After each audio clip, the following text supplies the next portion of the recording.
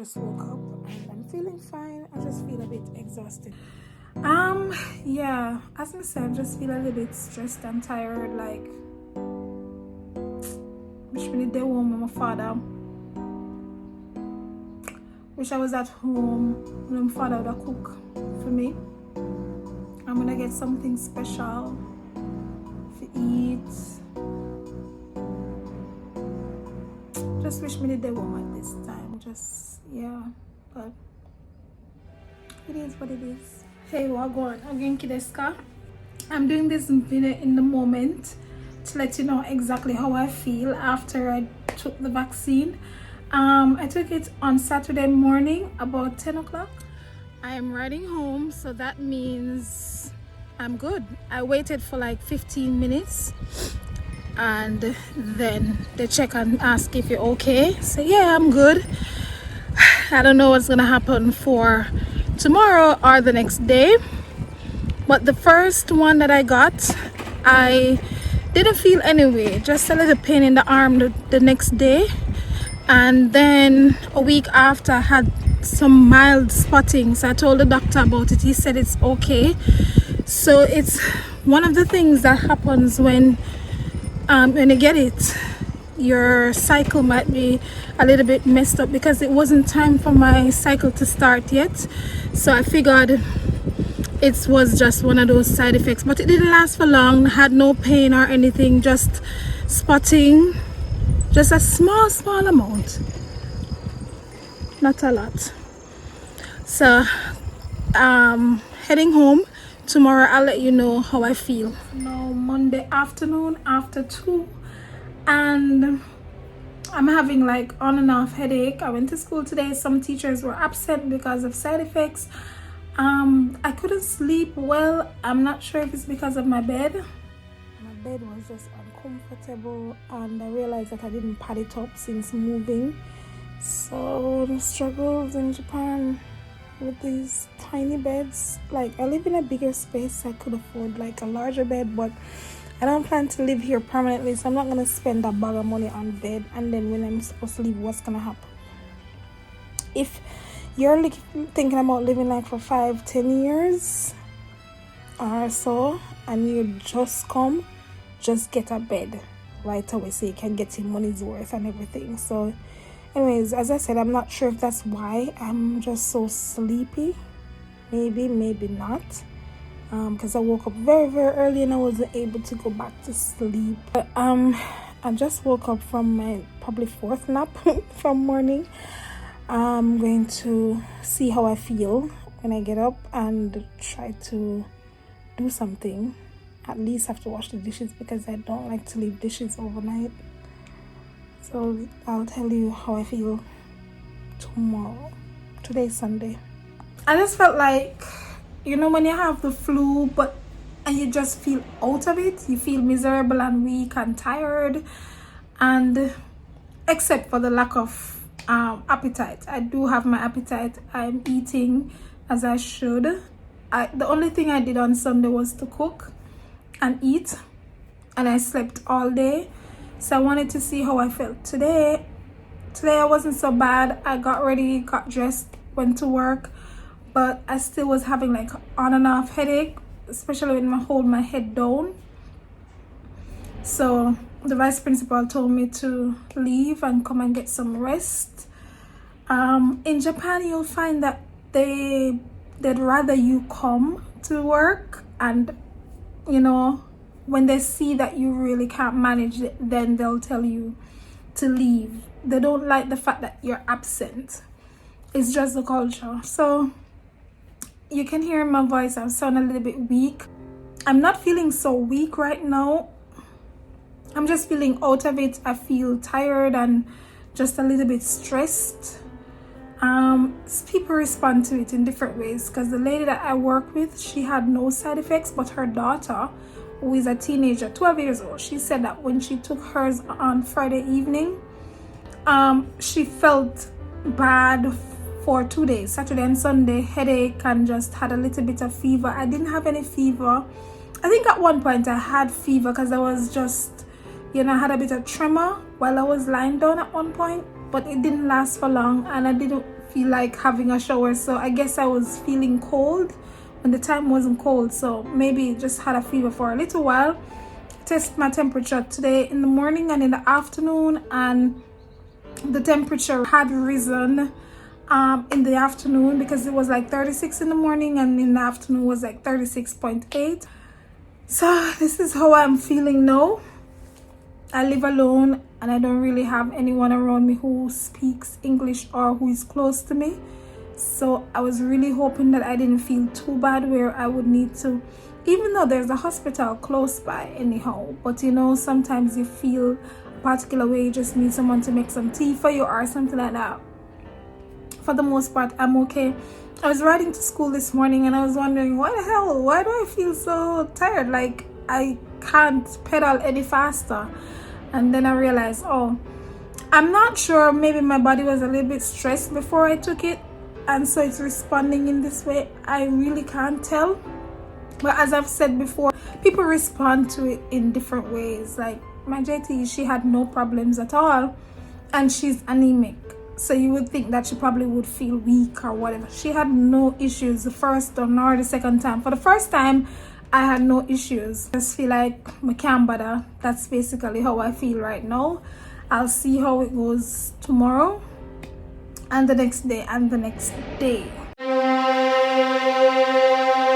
Alright, as it concerns the drama, let me tell you how I got to do it in a country where I don't speak Japanese. Like, you hear me say ogenki desu ka and those little things. That's not speaking the language. Speaking in the language is being able to manage yourself in a conversational setting or a business setting. I don't speak Japanese. Like, I only know one and two little something, and I can translate to help myself.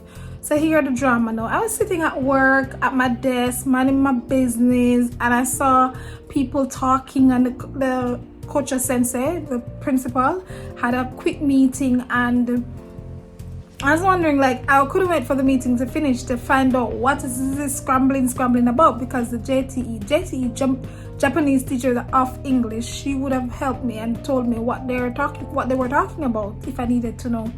So she said, oh, they are gathering information, giving out form for teachers to take their vaccines. So I was like, okay, now is the time. It's finally reached me. Decision time. The principal came over, he spoke in Japanese, she translated and told me that he said that my company would have been in charge of me getting it. So that's for their teachers, because I'm not directly hired to the school. I work for a company. Lo and behold, I think it was the following day, the company emailed me and asked me to respond within a certain time frame, which was too much, too pressuring. I was like, just wait, calm down, let me think. So based on reading and based on what others have said, I said to myself, I'm not going to take the one that the company offer, which was the Moderna. So I responded and I told the lady, I'm sorry, I'm not going to take it at this time. However, whenever I get the information about the other one, Pfizer, I'll let you know. How they do in Japan is like most prefectures or cities, what they do is send you, I think all the cities, they send you a coupon. So you basically get an envelope with your name, and you get 2 questionnaires in there. That's a medical questionnaire, like if you have any allergies, if you've taken a vaccine before, and stuff like that. So you basically complete those beforehand. They give you like a rundown of what it is and some guidelines and stuff, like all of that comes in an envelope. So I was waiting for that. And when I got that, I emailed the lady and I said to her, yes, I got the coupon now, so can you assist me? She said, there's a QR code on the coupon. You can just scan that and make the reservation, because you have to make a reservation at a hospital that does it. Not all hospitals administer the drug, so, or vaccine, whatever. So I tried, and it took me like over an hour trying to get around the whole thing, because some of the things were in English, some in Japanese, they weren't being translated. So I tried, and then I emailed her back and I told her that I'm sorry, I've been trying, but I'm not getting through. Like, some of the places, some of the hospitals are in Japanese. It's not like anything else you want to run a risk with. This is your health. This is something that is detrimental to whether or not you live. Like, you don't want even to be translating these things, right? So I told her that I wasn't able to do it, and then I realized that you would have to call, like the reservations are made on the telephone. So when I told that to her via email, she responded and said, I'm sorry, it's a personal matter. At that point, I was pissed, and I was like, what the hell? You contacted me about the other one, and I said to you, sorry, I'm not going to take it now. This is how they are sometimes, passive aggressive. Like, they're not like Jamaicans. They say, hey, but listen to me, me have to tell her something. But they have this passive way of putting across the aggressiveness. And I figured that was the situation. Like, if I told you I'm not ready, I don't want it, why vex? Why must you feel upset about that? I'm not sure if that was the reason, but it just didn't make sense. You contacted me about something. I said to you, I'm not going to take it at this point. I'll just wait until I get the other one. Know that I've gotten the other one. You're gonna tell me it's a personal matter, and they have made appointments for me for other medical issues. But what? I ended up sending him a long email, and I said to them, please explain to me what is personal versus what is not personal, because I don't get it. First of all, you contact, oh, they're gonna explain some stupidness like the Board of Education would like for all the instructors to be vaccinated, so they contacted us. However, if we're gonna do it outside of that contact, it's personal. So it doesn't make sense. Makes zero sense.